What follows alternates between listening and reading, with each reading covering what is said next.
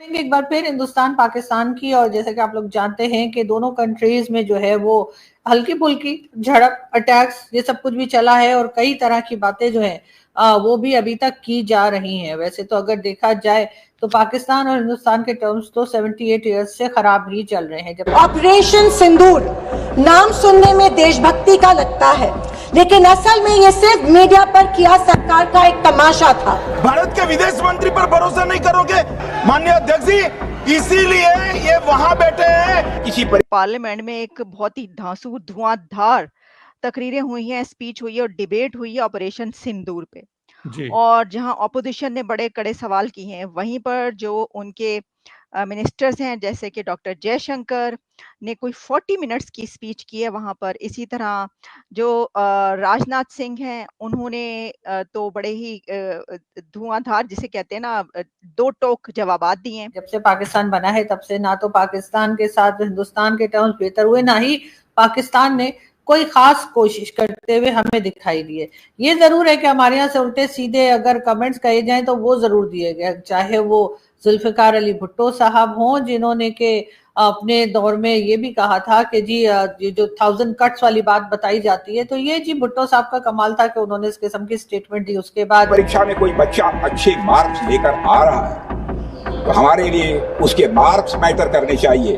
हमें इस बात का ध्यान नहीं रखना चाहिए कि एग्जाम के दौरान उसकी पेंसिल टूट गई थी या उसकी पेन खो गई। पाकिस्तान सेना और पाकिस्तान सरकार लश्कर राहुल के बयानों को अपने पक्ष में इस्तेमाल कर रही। दोस्तों, भारत के संसद में ऐसा क्या हुआ कि जिसकी चर्चा पाकिस्तान में बड़ी खुशियों से मनाई जा रही है और बड़ी खुशियों से भारत में चर्चा की जा रही है। दोस्तों, जो ऑपरेशन सिंदूर हुआ उसके ऊपर भारत में बहुत बड़ी डिबेट छुड़ चुकी है और जो ऑपोजिशन है, जो विरोधी पक्ष है, वो भारत की सरकार से ये पूछते हुए नजर आ रहे हैं कि बताइए कितने राफेल गिरे और सच में ये ऑपरेशन सिंदूर कामयाब हुआ या फिर ऑपरेशन सिंदूर हुआ भी या नहीं हुआ, और जो आतंकवादी थे ये पाकिस्तान से ही थे, इसका क्या सबूत है। ये कोई पाकिस्तानी नहीं पूछ रहा है, ये भारतीय पूछ रहे, भारत के नागरिक पूछ रहे, भारत के ऑपोजिशन वाली पार्टी पूछ रही है। सोच के देखिए दोस्तों कि भारत में बोलने के फ्रीडम मिला हुआ है, फ्रीडम ऑफ स्पीच, तो इसका मतलब ये नहीं कि देश से ज्यादा हो गया वो।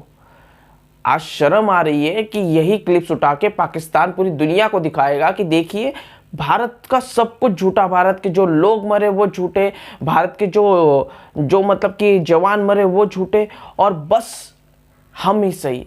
मतलब जिसने आतंकवादी हमला किया वो ऐसे भी खा रहा है और ऐसे भी खा रहा है, और जो भारत के नागरिक है उनको मौका कौन दे रहा है? तो सिर्फ भारत के नागरिक। सिर्फ किस लिए? कि अपनी वर्चस्व बढ़ाने के लिए, मतलब कि अपनी पार्टी को ऊपर लाने के लिए कुछ चीजों करके। पर ऐसा करके कोई भी पार्टी, कोई भी नागरिक ऊपर नहीं आ सकता दुनिया की नजर में। सिर्फ वो एक कॉमन मैन की नजर में एक वो देशद्रोही हो सकता है। दोस्तों, आप क्या कहते हैं इस टॉपिक के ऊपर? कमेंट सेक्शन में बल्कि ये पाकिस्तानी क्या कुछ कह रहे हैं इस बारे में भी सुनते हैं।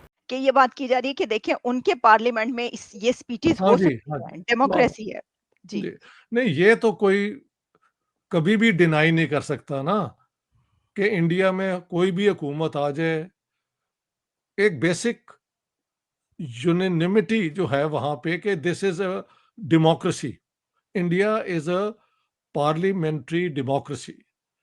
और नरेंद्र मोदी और बीजेपी अब 10 साल से हुकूमत में भी रहे हैं। लास्ट इलेक्शन में जो उनका क्लेम था उससे बहुत कम सीटें आई हैं, तो कहीं ना कहीं इलेक्शन भी फेयर होता है। एक वीडियो बनाया था कि सवाल पूछने के लिए भी अकल चाहिए।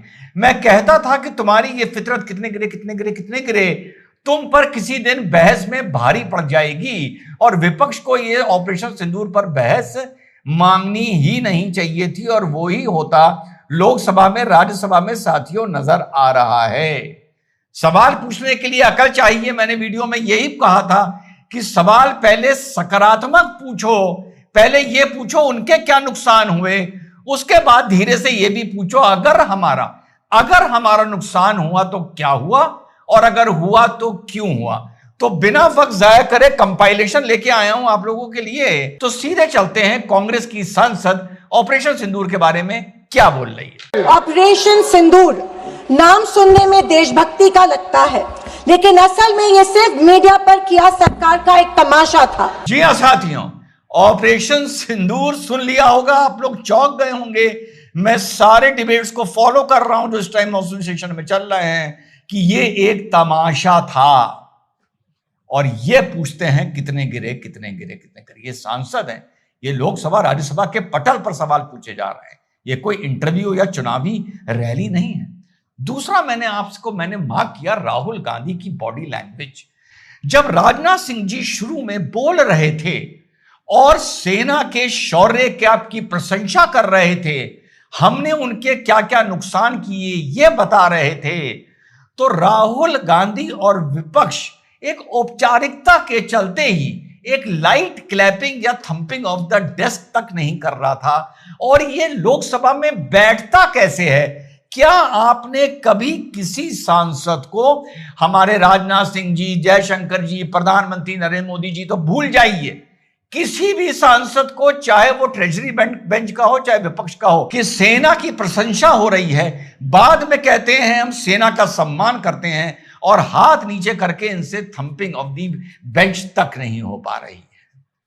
तो पाकिस्तान में कभी हो ही नहीं सकता कि इस पे ओपन बात हो, क्योंकि जिन्होंने जो जंग में अचीव किया वो भी हम जानते हैं और जिनका नुकसान हुआ है वो भी हम जानते हैं।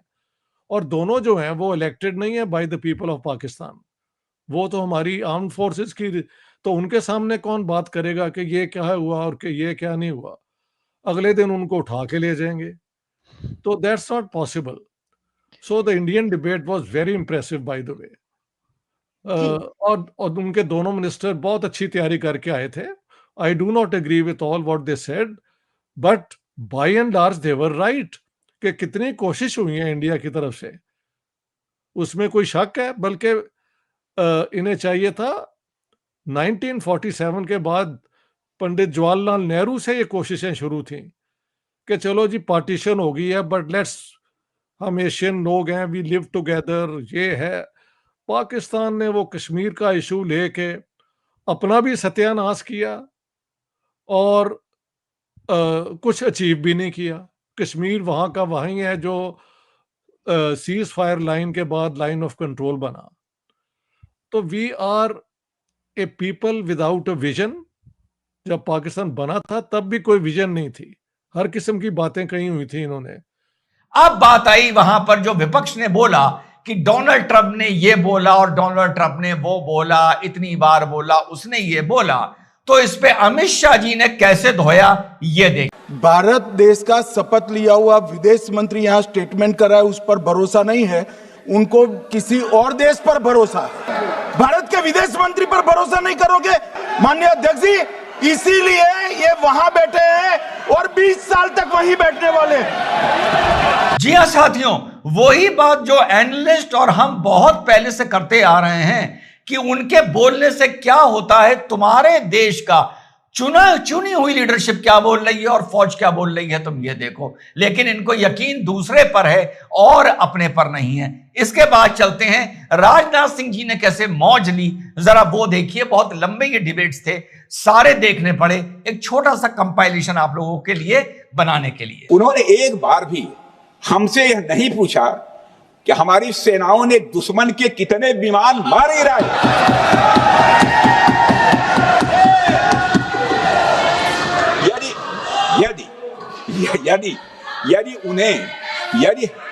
यदि उन्हें प्रश्न पूछना ही है अध्यक्ष महोदय, तो उनका प्रश्न यह होना चाहिए, क्या भारत ने आतंकवादी ठिकानों को तबाह किया? तो उसका उत्तर है हाँ।